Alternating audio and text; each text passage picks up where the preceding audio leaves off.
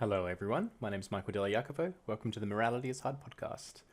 It's been a long time since my last episode, a long hiatus, but I'm keen to bring you some new content today, and I'm trying to get my podcast back on the road with some more episodes and interviews in the near future.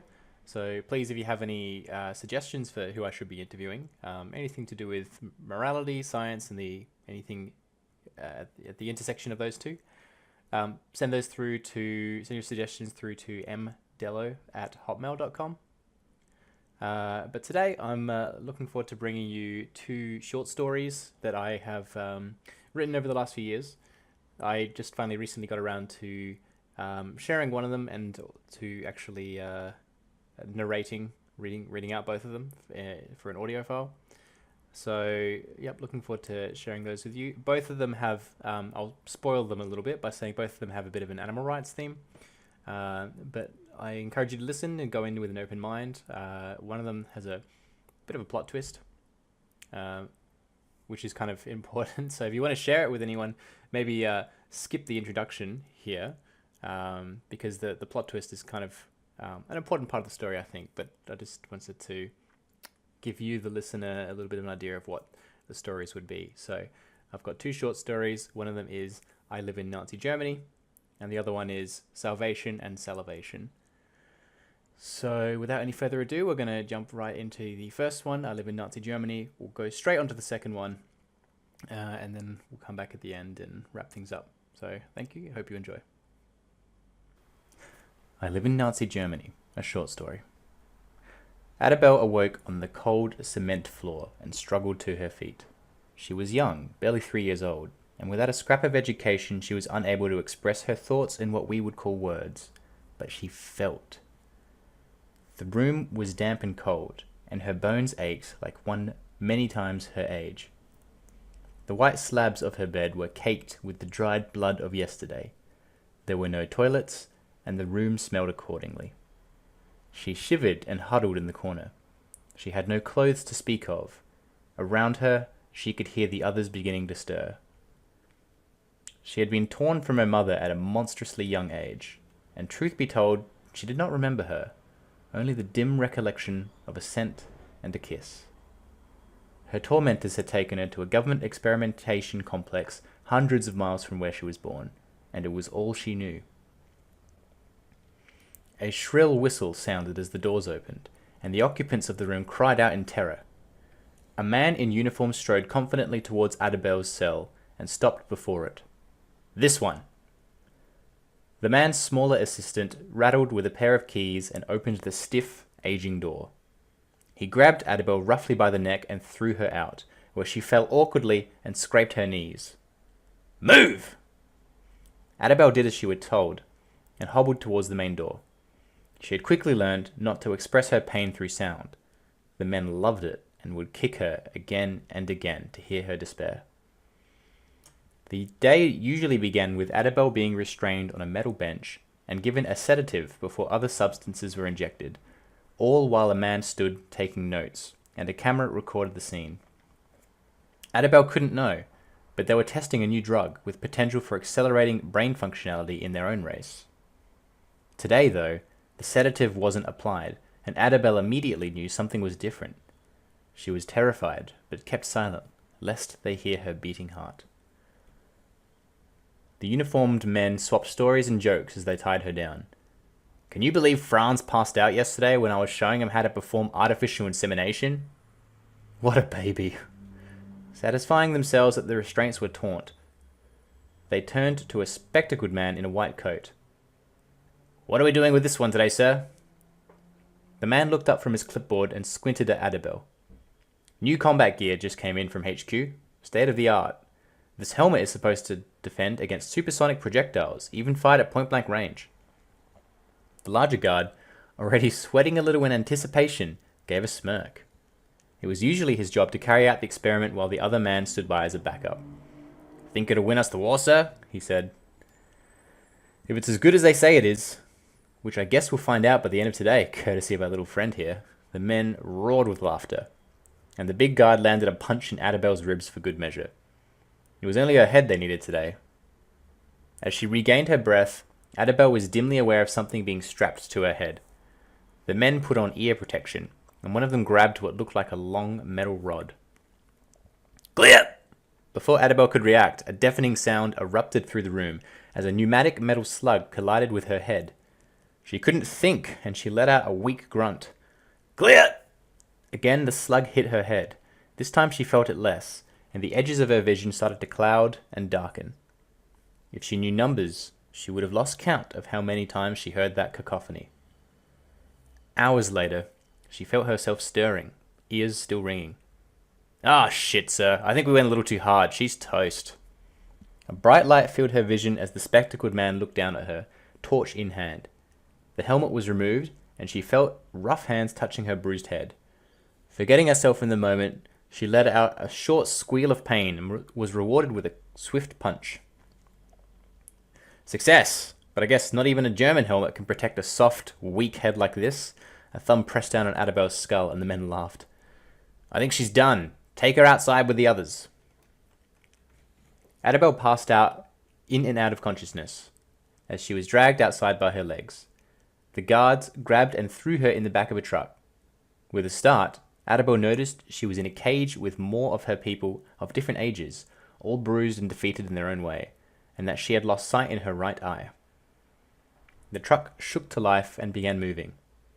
A short time later, it pulled up at another facility where everyone in the truck was thrown out and forced up a ramp into a building. The building was full of machinery and technology reminiscent of death, and where she had spent her life. By damn, I love technology, the driver cried out as he sent his prisoners up the ramp. Who would have thought we could kill 1,000 in an hour? Unthinkable. The gas chamber isn't working today, said another man in a uniform. Take them to the killing floor. The driver's face fell. Right. As Adabel entered the building, she looked up with her good eye and could see dozens of people observing the procession from a gantry. Many were in uniform, some were in white, and a few were in civilian clothes. There was a range of expressions from amusement to hatred to indifference. Only one man looked as though he might be outright sad. A single tear rolled down his cheek. His lips began to move, and if Adabel could speak, perhaps she might have been able to make out what the man was mouthing. You poor souls, we have learnt nothing. To you and all the others, we are Hitler. The guards in the room had whipped themselves into a frenzy and were kicking, punching, and prodding the prisoners along with whatever they could lay their hands on.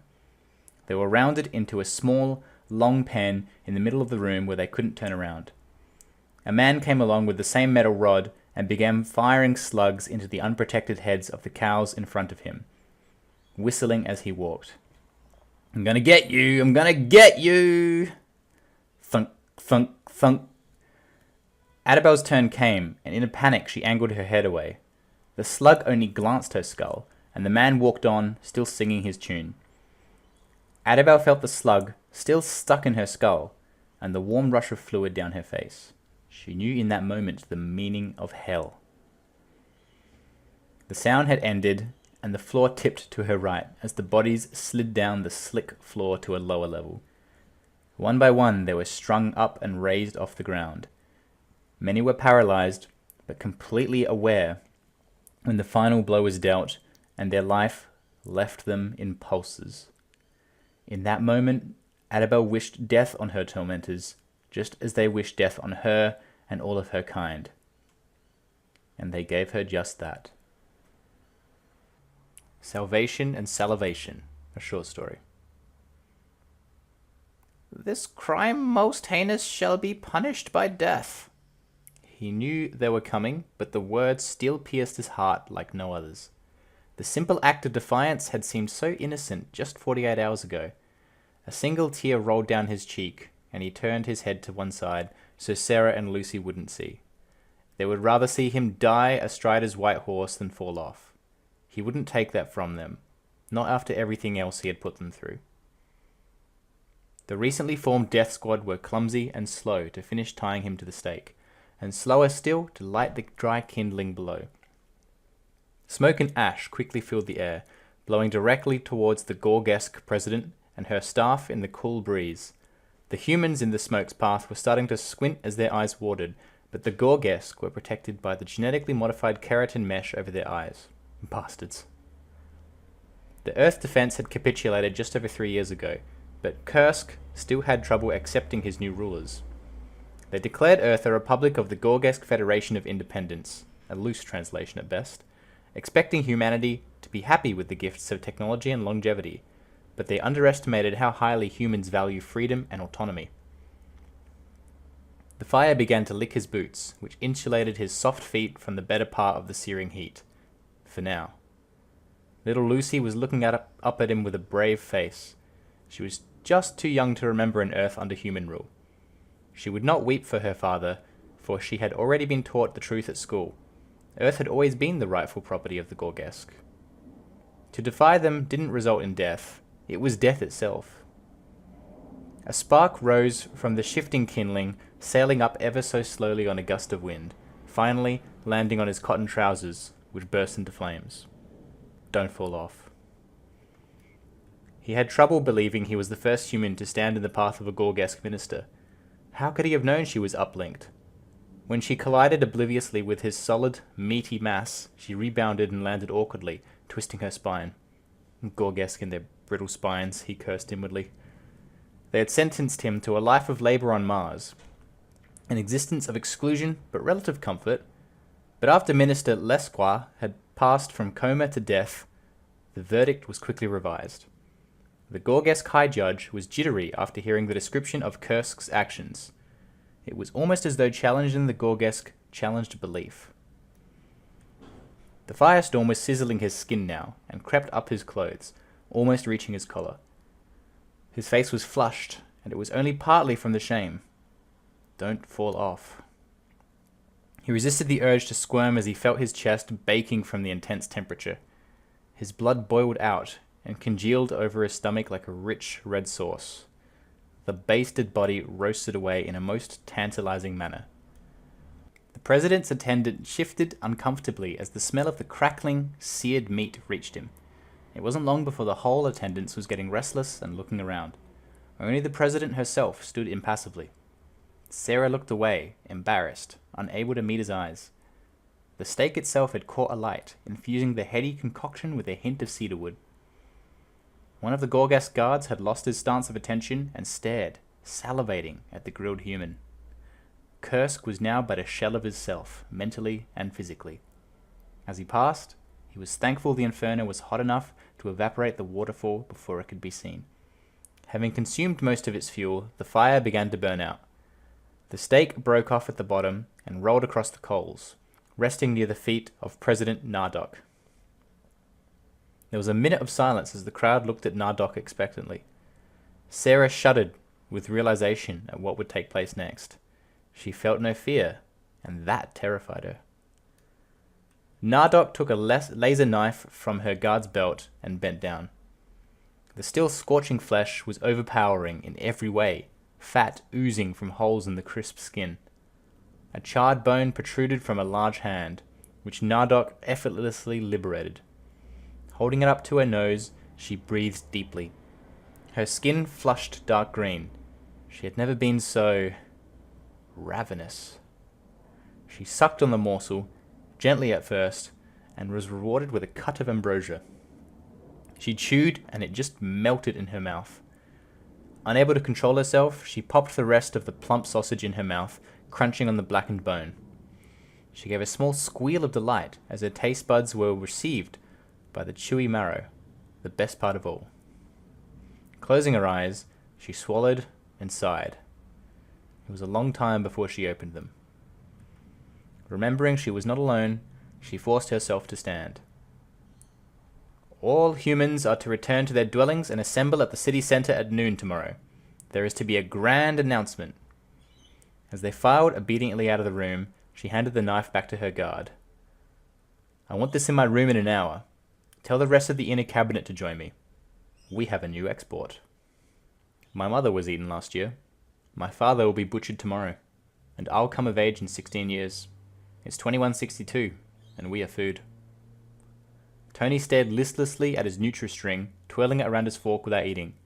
Alex was shoveling high-fat coconut paste into his mouth with one hand and mending his shoe with his other.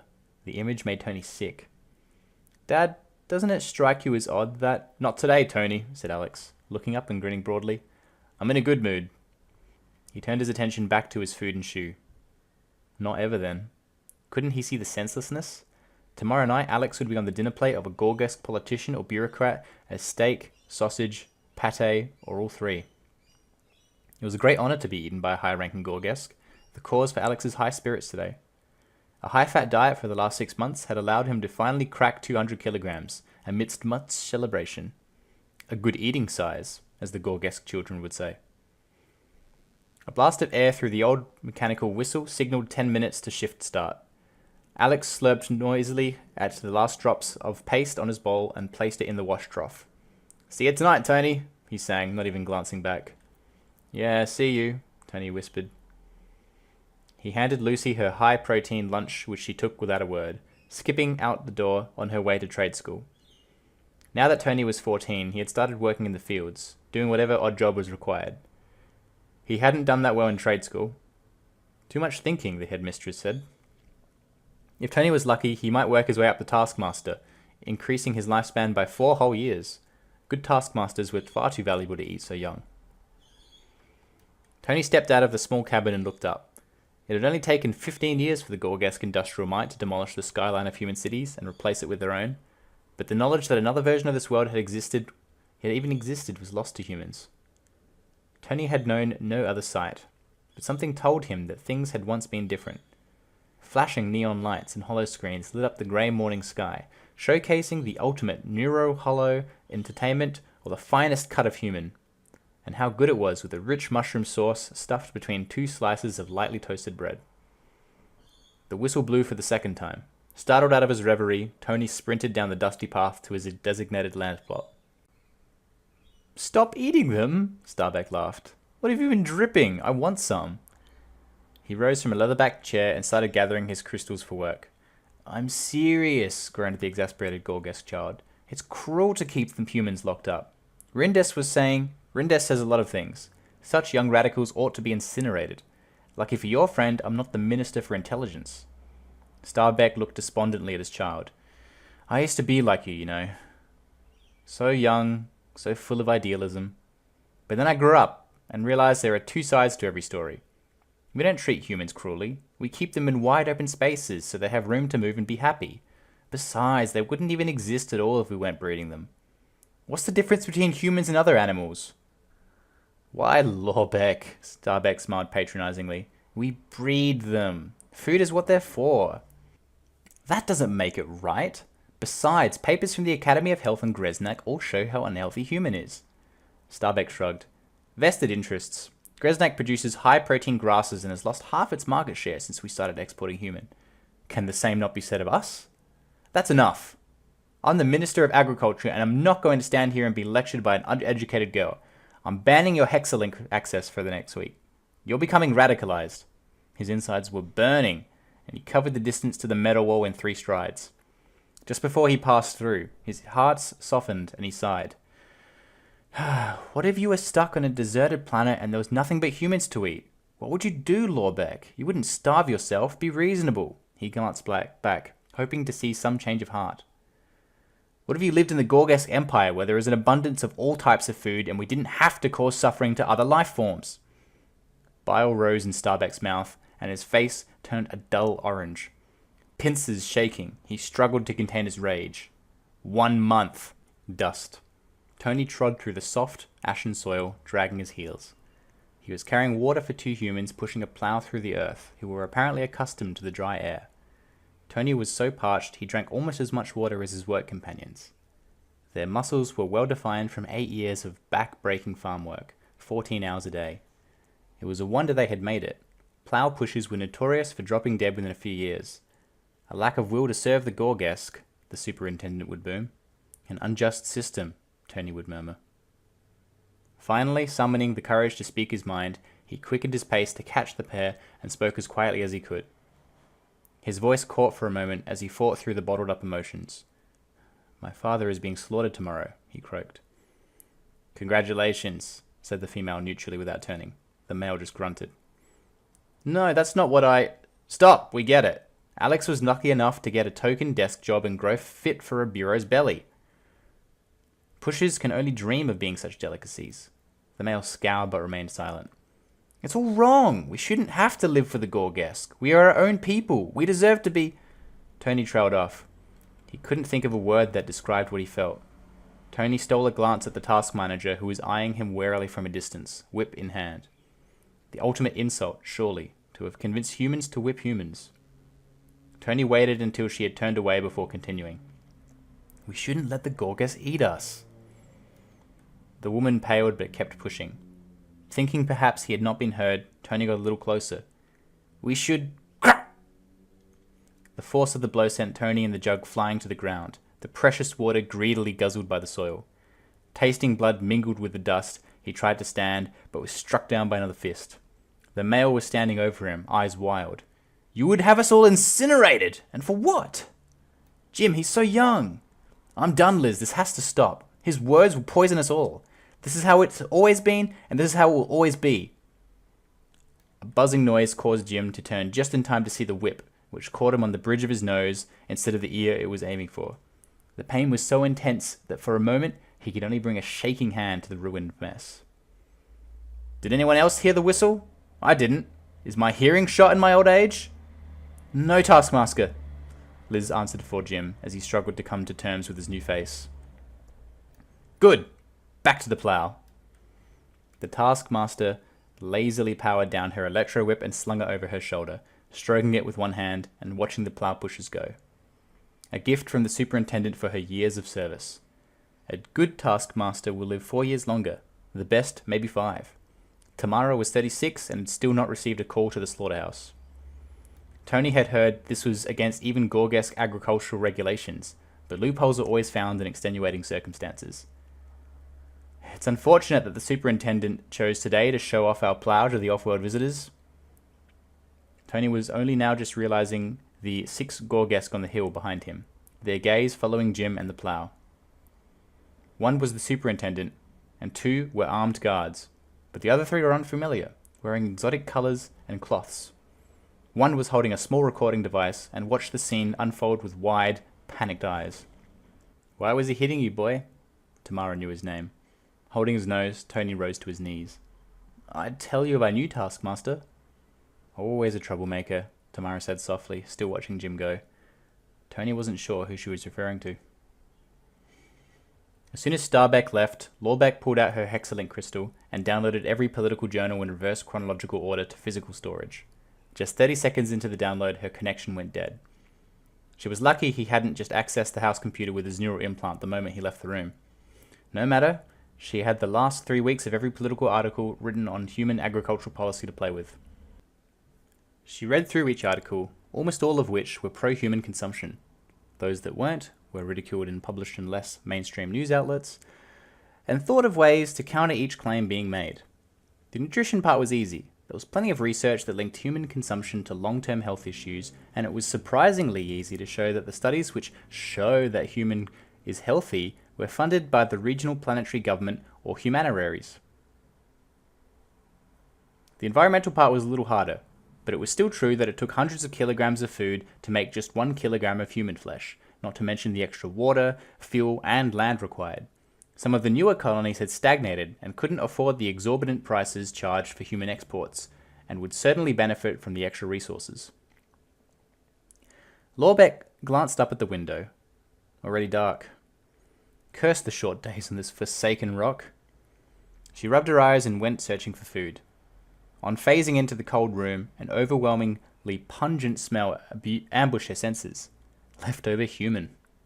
Her appetite evaporated, and she slid back through the metal wall and ran back to her room. She reached for her crystal to bury herself once more into research, but it wasn't there. Icy tendrils crept down her neck. What if he had seen?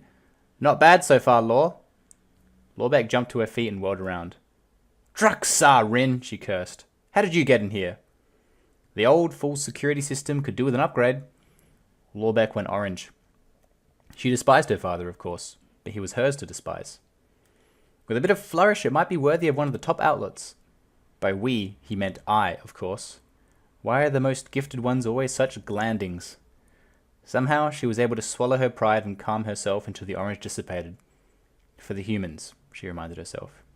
Well, let's get to work, she said, smiling frostily.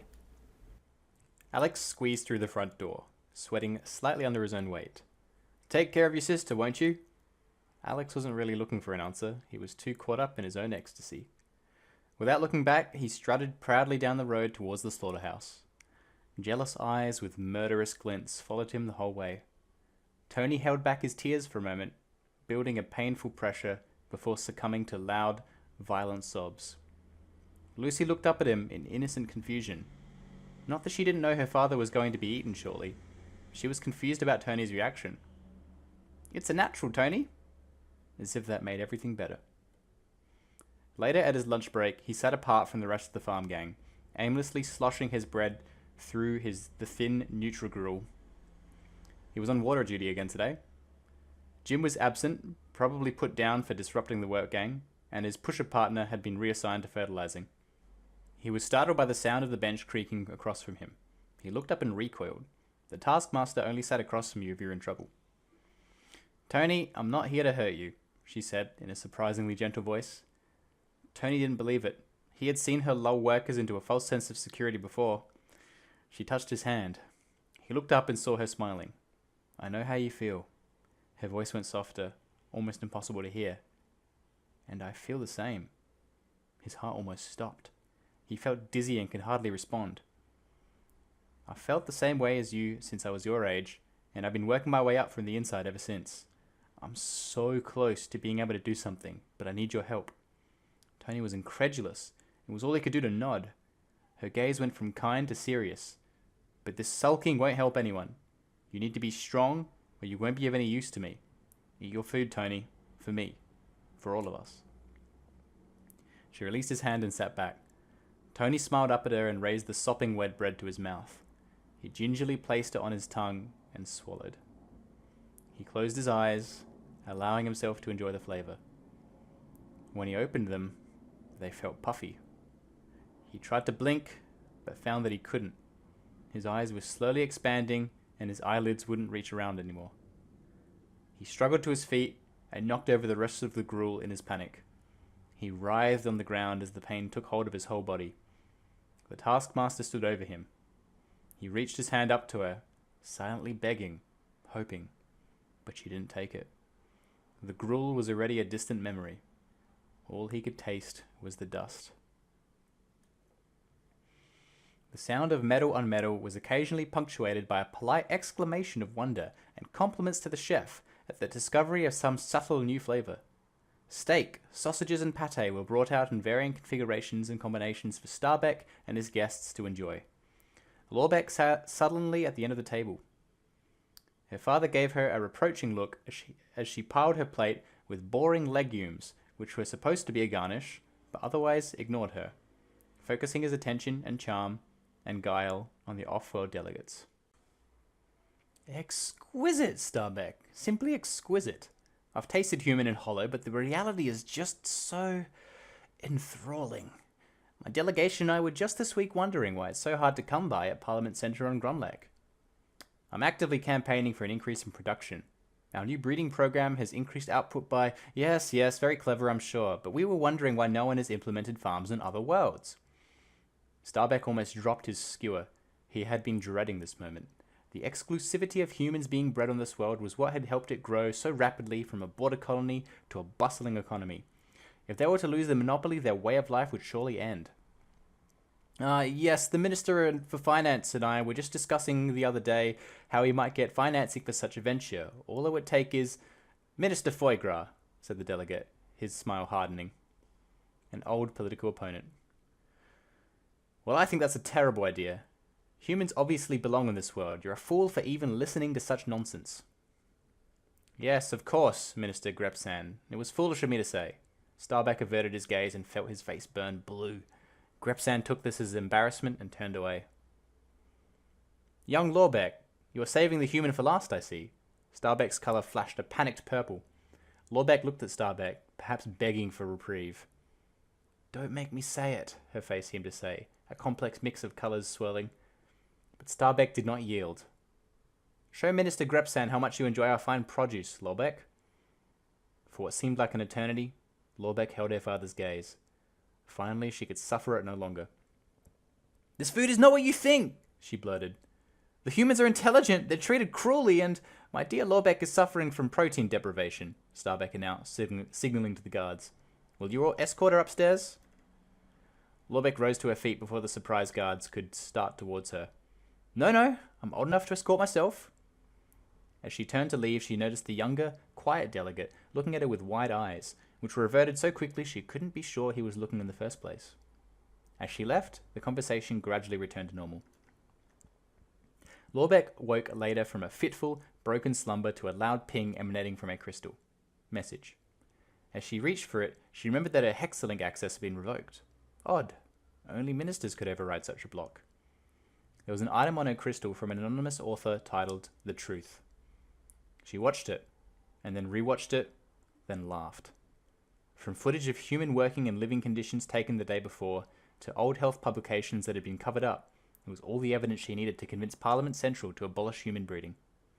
Of course, she would have to forge the author's credentials, but she did have access to a certain minister's Hexalink account. She had never met a live human, but she knew how overjoyed they would be when they found out they would never end up on the plate of a Gorgas politician or bureaucrat again.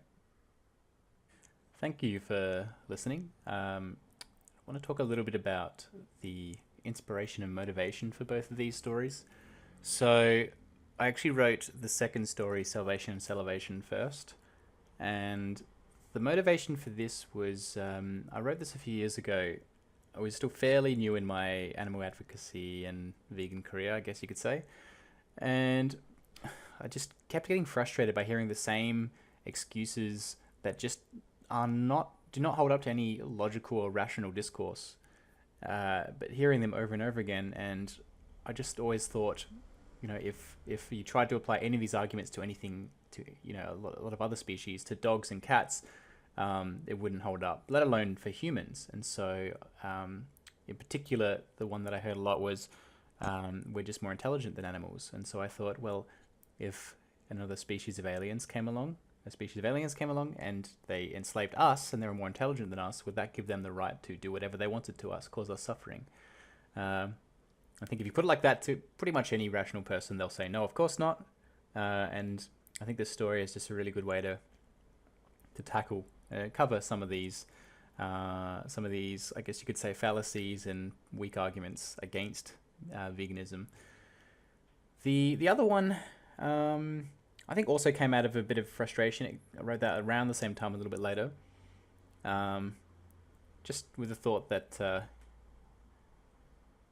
if we did this to a human, it's the same. I guess it's a very similar concept. If we did this to a human, we would find it unacceptable. But you put an animal that is just about as intelligent as a child without education, and you see that it still wouldn't be right. Hopefully, the obvious plot twist there was that you're supposed to think that it's a human up until right near the end, where I actually reveal that it's a cow. Now, I don't know how many people actually would be surprised by the fact that it's a cow at the end. That was kind of my aim. I'm not sure how well I was able to convey that. But if you weren't, I guess I kind of gave it away a little bit with the intro, and I thought about not doing that. But I guess if you were surprised, I'd really love to know, and maybe at what point you started to figure it out, or whether your feelings when it was revealed. Were you shocked, surprised? How did it make you feel? I suppose anyone with an existing kind of animal advocacy line of thought would not be that surprised. My dad said he wasn't surprised at all because he knows what I write about. But yeah, feel free to share this with any of your friends who might not be totally tuned into that space, because I'm really keen to get their thoughts on this story and just whether it was effective at all. When we're not preaching to the converted. But that's what I've got for this episode. So thank you for listening to these, indulging me in listening to these 2 short stories. So I'm hoping next time to actually bring you a great interview with someone. I haven't decided on who yet. I have some ideas. Again, if you have any suggestions or just even topics you'd like me to cover, feel free to send them through to mformichaeldello@hotmail.com. And I'd be happy to cover those. But I think I'll leave it there for now. And until next time, thank you for listening. This was the Morality Aside podcast, and I'm your host, Michael Dello Jacopo. All the best.